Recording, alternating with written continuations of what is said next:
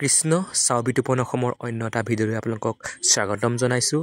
আজি আমি আহিলোঁ লুইতপৰীয়া সাংস্কৃতিক মঞ্চৰ উদ্যোগত বালিগাঁওবাসী ৰাইজৰ সহযোগত দুদিনীয়া কাৰ্যসূচীৰে 20-21 ডিচেম্বৰ অৰ্থাৎ আজি আৰু যোৱাকালি তেখেতসকলে শ্ৰী শ্ৰী কৃষ্ণ সম্পূৰ্ণ ৰাসলীলা আয়োজন কৰিছে। তাৰে কিছু পৰিৱেশ মই আপোনালোকক দেখাবলৈ আহিলোঁ। মোৰ বন্ধু সঞ্জীৱ হাজৰিকাই মোক নিমন্ত্ৰণ জনালে। তাৰে কিছু পৰিৱেশ মই আপোনালোকক দেখাম। ভিডিঅ'টো প্ৰথমৰ পৰা শেষলৈকে চাব বুলি মই আশা কৰিছোঁ। কৃষ্ণ প্ৰিয় সাংস্কৃতিক মঞ্চৰ দুদিনীয়া কাৰ্যসূচী যি ৰাসলীলাৰ আয়োজন কৰা দ্বিতীয় দিনাৰ আজি আমাৰ মাজত উপস্থিত হৈছেই ভাৰতীয় জনতা পাৰ্টীৰ উপসভাপতি সন্মানীয় ৰাণা গোস্বামী ডাঙৰীয়া ইতিমধ্যে আমাৰ মাজত উপস্থিত হৈছেই। তেখেতৰ দুআষাৰ মই ল'ব বিচাৰিম। প্ৰথমতে আপোনাক আন্তৰিক ধন্যবাদ আৰু কৃতজ্ঞতা জ্ঞাপন কৰিছোঁ। বালিগাঁও লুইতপৰীয়া সাংস্কৃতিক যুৱ মঞ্চই যি এটা সুন্দৰ অনুষ্ঠান আয়োজন কৰিছে, তাই আজি দ্বিতীয় দিনীয়া আহি আমাৰ মাজত উপস্থিত হৈছেই। কেনেকুৱা এটা মনৰ অনুভৱ? ঠিকে আছে। আমাৰ ইয়াৰ লুইতপৰীয়া সমাজে যুৱবৃন্দই ৰাইজে সহযোগত আমাৰ কিছু পলমকৈ হ'লেও ঠাণ্ডাও যথেষ্ট বাঢ়িছে। তাৰ মাজতে শ্ৰী শ্ৰী কৃষ্ণৰ প্ৰভু শ্ৰী কৃষ্ণৰ ৰাসলীলা ভাগি দুদিনীয়া কাৰ্যসূচী ইয়াত উদযাপন কৰিছে। ৰাইজৰ বিপুল সমাদৰ আছে, ৰাইজৰ বিপুল সহযোগিতা দেখা পোৱা গৈছে আৰু যোৱাকালি অতি সাফল্যমণ্ডিতভাৱে সমাপন হৈছে বুলি জানিব পাৰিছোঁ। সুখী হৈছোঁ আৰু আজিও তেওঁলোকৰ কষ্ট সাৰ্থক কৰি আজিও সুন্দৰভাৱে ইয়াত সমাপন হ'ব বুলি মই জানিব পাৰিছোঁ, কাৰণ মানুহৰ দৰ্শকৰ সমাগম যথেষ্ট দেখিছোঁ। সেই সূত্ৰে ইয়াত নিমন্ত্ৰণ পাই ইয়ালৈ আহিলোঁ। তেখেতসকলৰ মৰম স্নেহ নেওচিব নোৱাৰি উদ্যোক্তাসকলৰ, যুৱ বন্ধুসকলৰ, আৰু আশা কৰিম যে ইয়াত কিছু সময় ৰাস উপভোগ কৰি শ্ৰী শ্ৰীকৃষ্ণৰ ৰাসলীলা ভাগ কিছু সময় উপভোগ কৰি নিশ্চয় আনন্দ লাভ কৰিম আৰু আনন্দ লাভ কৰিম আৰু সকলোৱে ইয়াত আনন্দ লাভ কৰিব পাৰিম। কৃষ্ণ, আমি আশা কৰিছোঁ ভগৱন্তই আপোনাক তেজবল শক্তি দিয়ক, এইদৰে ৰাইজৰ লগত সেৱা শুশ্ৰূষা কৰি থাকিবলৈ। কৃষ্ণ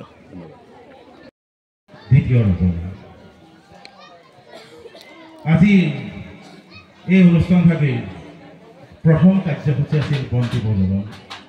কিছু পলম হৈছে বন্তি প্ৰজ্বলন হোৱাৰ, তথাপিতো আমি সেই অনুষ্ঠানভাগি কৰিবই লাগিব।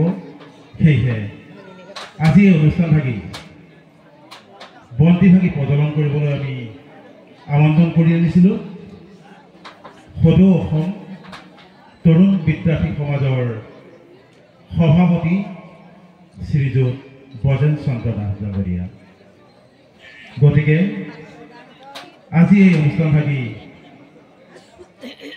লৈ বজেন হাজৰিকা আমি নিমন্ত্ৰণ কৰি আনিছিলোঁ আৰু লগতে বজেন হাজৰিকা দেৱক আমাৰ মঞ্চলৈ সাদৰেৰে আমন্ত্ৰণ কৰি লৈ আহিব আমাৰ উদ্যোক্তাসকলে।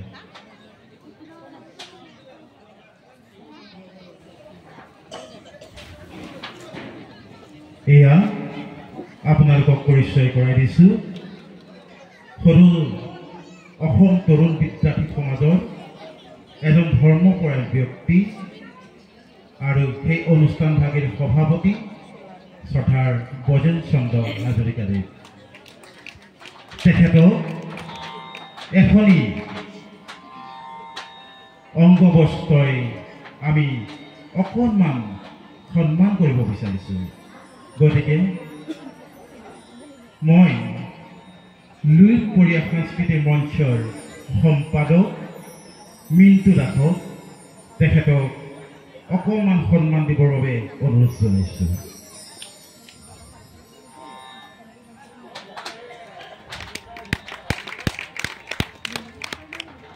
আৰু লগতে এভাগি সম্বৰ্ধনা পত্ৰ আমি তেখেতক আগ কৰিছোঁ।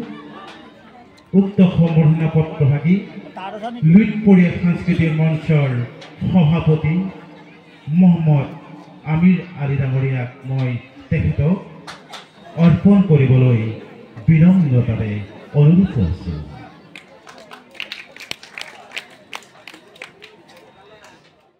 মই পাঠ কৰিব ওলাইছোঁ।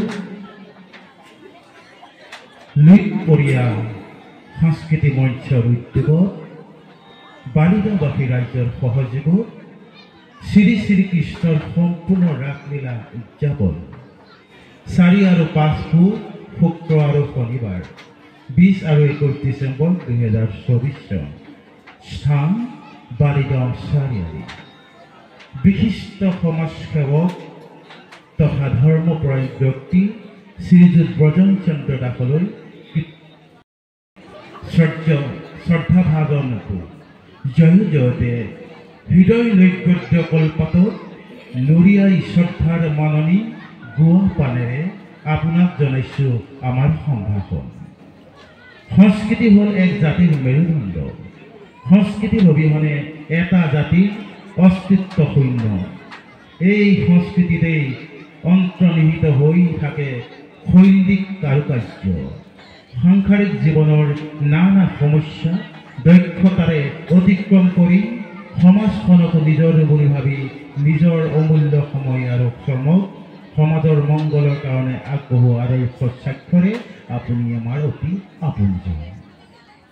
হে মান্যবৰ, সমাজ জীৱনৰ দীৰ্ঘ পৰিক্ৰমাত সেউজী গুণেৰে উৰেটো জীৱন মাটি আৰু মানুহলৈ সুন্দৰ সাধনাৰ আগবঢ়োৱা অৱদানৰ বাবে আপুনি সবাৰে শ্ৰদ্ধা লৈছে।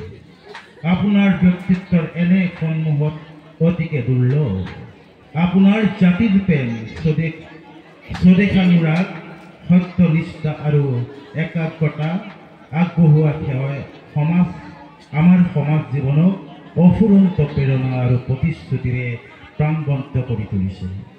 নৱ প্ৰজন্মৰ বাবে চানেকি স্বৰূপ আপোনাৰ জীৱন দৰ্শন, কীৰ্তি আৰু কৰ্মৰাজি আমাৰ সবাৰে পৰম পথেয়।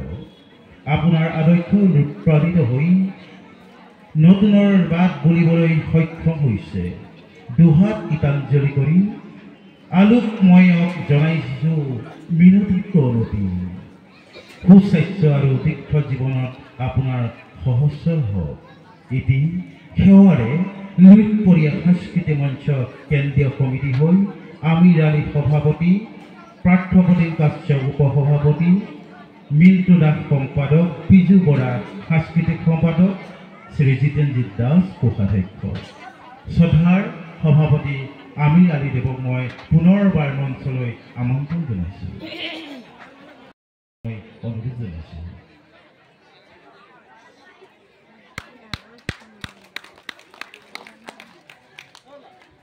শ্ৰদ্ধাৰ ভজন হাজৰিকাদেৱ, আজি এই পবিত্ৰ বন্তিগছি আপোনাৰ হাতেৰে আমি প্ৰজ্বলন কৰিম বুলি আশাবাদী হৈ আপোনাক আমি আমন্ত্ৰণ জনাইছোঁ। আৰু এই বন্তিগছ প্ৰজ্বলন কৰোঁতে আমাৰ উদ্যোক্তাসকলক মই সহায় সহযোগিতা কৰিবলৈ বিনম্ৰতাৰে অনুৰোধ জনাইছোঁ।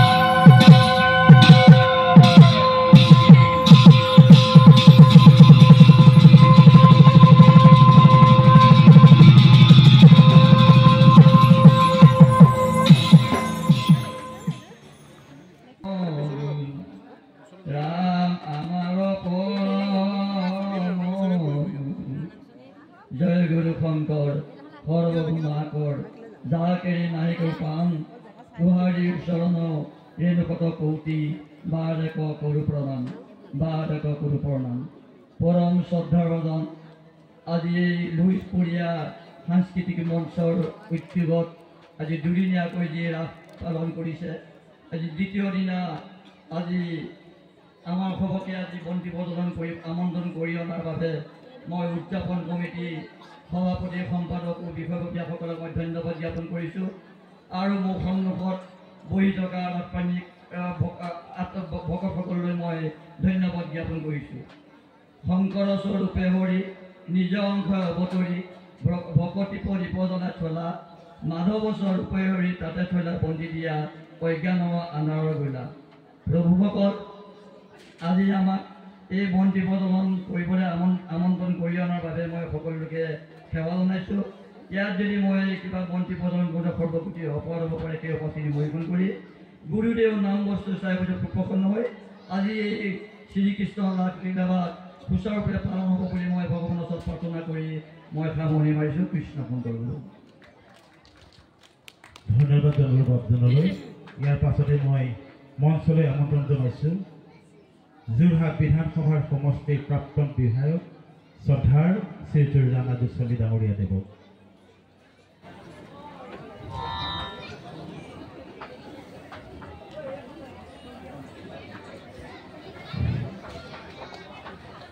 আৰু মঞ্চলৈ আমন্ত্ৰণ জনাইছোঁ শ্ৰীযুত পিংকু দাসক,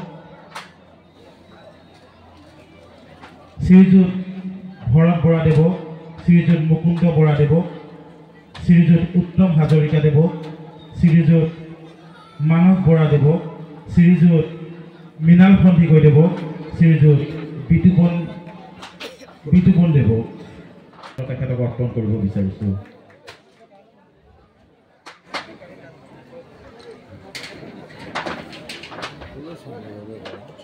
দৃশ্যসজ্জা শিল্পী শ্ৰীযুত ভৰত বৰাদেৱ, তেখেতকো আমি এখন অংগবস্ত্ৰই এই সুযোগতেই অকণমান সন্মান জনাব বিচাৰিছোঁ।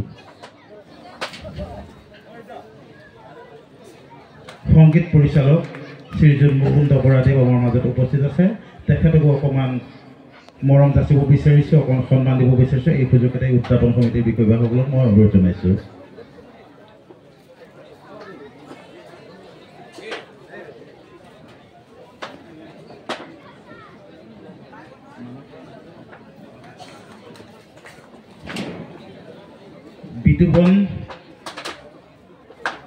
বিতুপন গগৈ,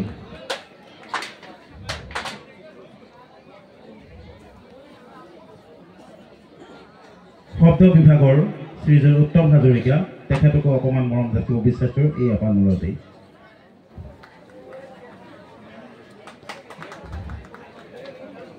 আমি শ্ৰদ্ধাৰ এই অনুষ্ঠানলৈ আমন্ত্ৰণ কৰি আনিছিলোঁ শ্ৰদ্ধাৰ অতি মৰমৰ আমাৰ সন্মানীয় যোৰহাট বিধানসভাৰ সমষ্টিৰ প্ৰাক্তন বিধায়ক শ্ৰীযুত ৰাণা গোস্বামী দেৱক এই অনুষ্ঠান থাকি উদ্বোধন কৰিবলৈ আমি আমন্ত্ৰণ জনাই আছিলোঁ। এই পবিত্ৰ ক্ষণতেই তেখেতে এই অনুষ্ঠান থাকি উদ্বোধন কৰিবলৈ মই তেখেতক অনুৰোধ জনাইছোঁ।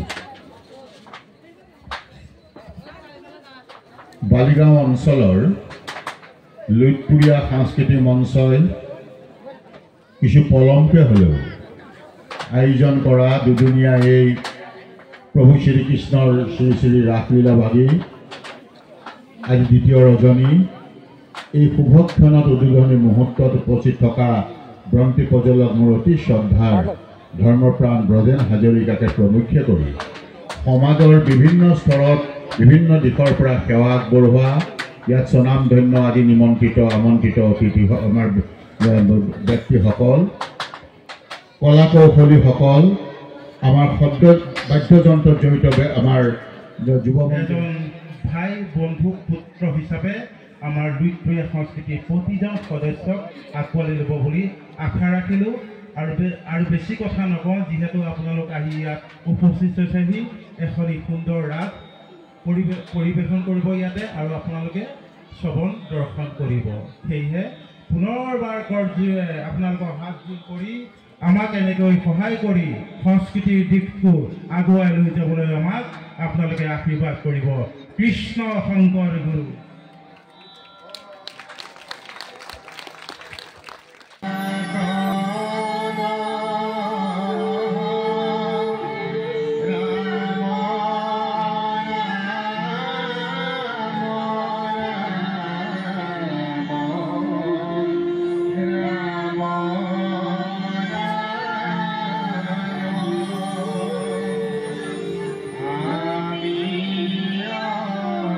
Say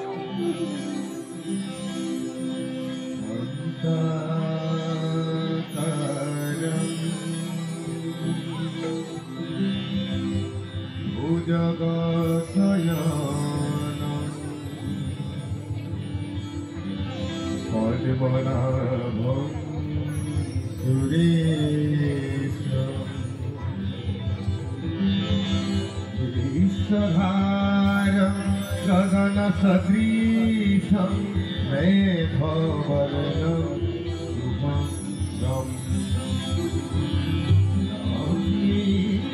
कान्तं कमलनयनं योगिध्यानगम्यं वन्दे विष्णु भवभयहरं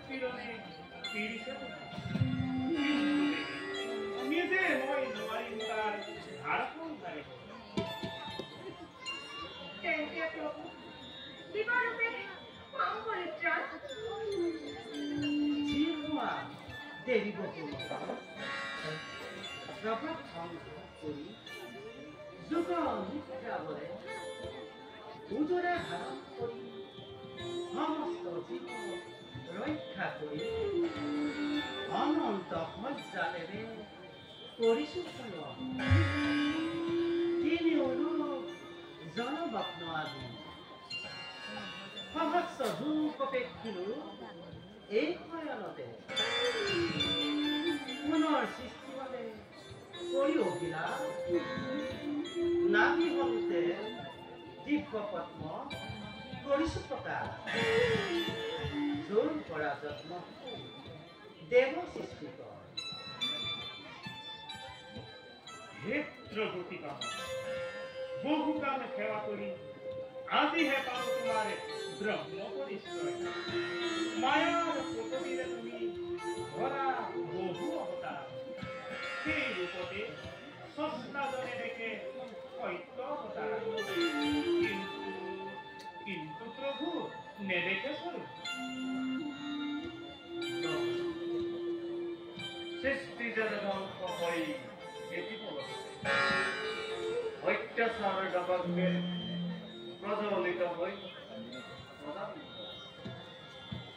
দেৱগৰ ভিত্তিগ্ৰস্ত হৈ ভগৱানৰ আসন যেন লৰে সৃষ্টি ৰক্ষা হেতু প্ৰকাশ কিবা প্ৰভু মহিমা হে হৰি অনন্ত কোটি ব্ৰহ্মাণ্ড অধিকাৰী বৈকুণ্ঠে দেবিয়া নৰ নামে কৰাহে গতি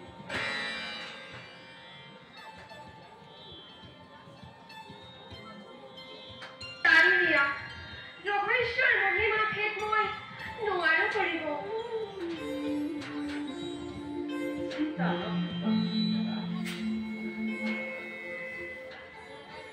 মই উপত্যকাৰ কিয় তাৰ ভুল নহ'লে মোক কিবা কৰিব অৱশ্যে ভূমিভাৰ হৰণৰ নিমিত্ত কৰিম ঘোষণাৰে নৱ অৱতাৰ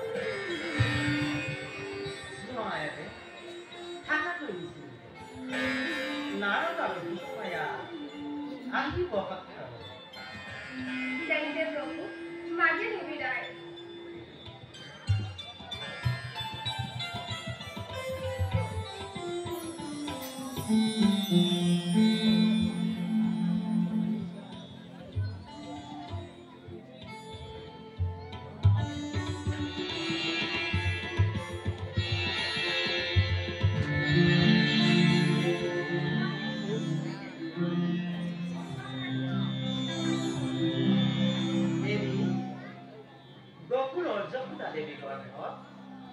অৱতীৰ্ণ হ'ব লাগে ৰাতিৰ কিবা এনে অপৰাধ শাস্তিৰূপে নৰজনক প্ৰাপ্ত হৈ ঘৰত জন্মাই শাস্তিৰ বিধান দিয়া হ'ল কিয় প্ৰভু জানা সত্ৰে তুমি আমি সকলোৱে কৰ্তব্যৰা মই নিজে দৈৱকীৰ গৰ্ভত জন্ম গ্ৰহণ কৰি ধৰ্মৰ ৰক্ষা নহৈতো ধৰ্মৰ ঐক্য প্ৰভু সৃষ্টিৰ আদিতে তেন্তে কিবা হ'বকে ডেকা ৰনস লগ মন আহি অৱতীৰ্ণ হ'ব অগ্ৰঝাত্ৰীৰূপে দৈৱকী গৰ্ভ দৈৱকী গৰ্ভৰ সেই ভুল হৰণ কৰি স্থান দিবা ৰোহিণী গৰ্ভ দৈৱকীৰ সপ্তম সন্তানক ৰোহিণীৰ পুত্ৰ বুলি জানিব জগতে আৰু মই নিজে হম দৈৱকীৰ অষ্টম সন্তান বসুদেৱে কলুৱাই নি মোক থৈ আহিব যশোদাৰ দিলে আৰু যশোদাৰ কন্যাটিকানি তুলি দিবা দৈৱকীৰ পুৰা ভাল প্ৰভু দাসীৰ সেৱাৰে যদি মিলে শান্তি সমস্ত প্ৰাণীৰ ইচ্ছাটো অৱশ্যেই পূৰণ হ'ব তেন্তে প্ৰভু মাতিছোঁ বিদায়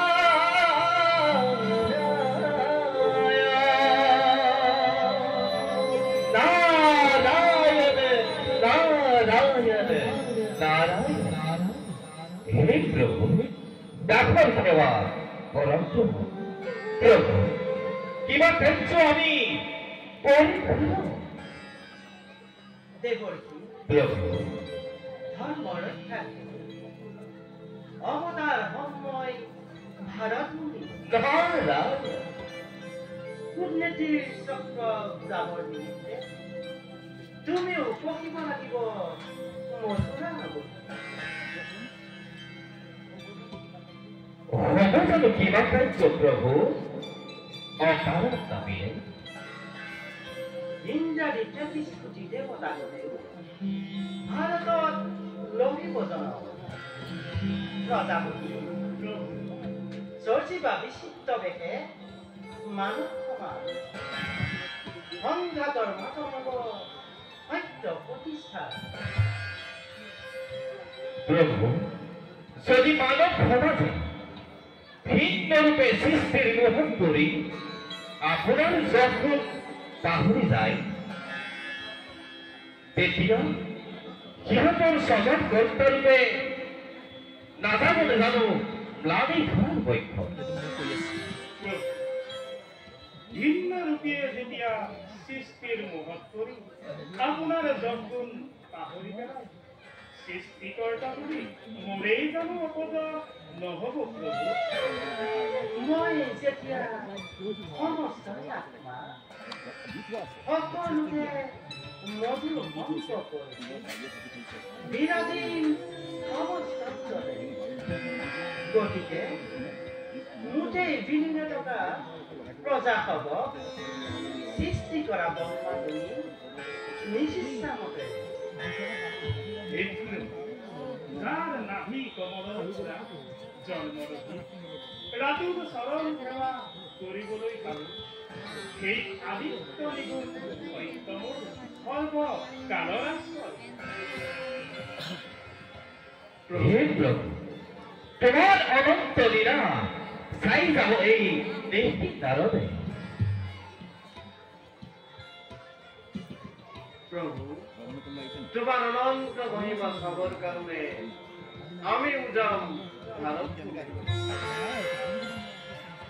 হে দয়াময় তোমার অনন্ত মহিমা পৃথিবীর কি নতুন লীলার সৃষ্টি করিবা তাক চাই নারদে তৃপ্তি হইব প্রভু। তুমি মধ্যম জন্মলে মোৰ অকলে তেনেকৈ থাকিম।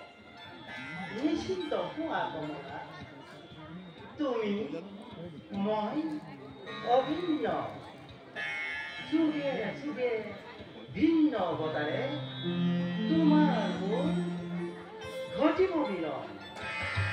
এতিয়া যোৱা সকলো নিজ নিজ কাৰ্য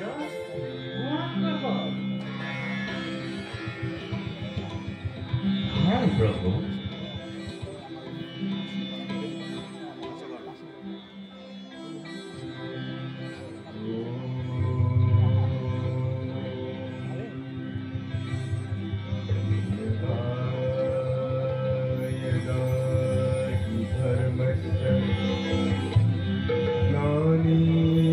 भवति भारतः अभ्युत्थानमधर्मस्य तदात्मानं सृजाम्यहं परित्राणाय साधूनां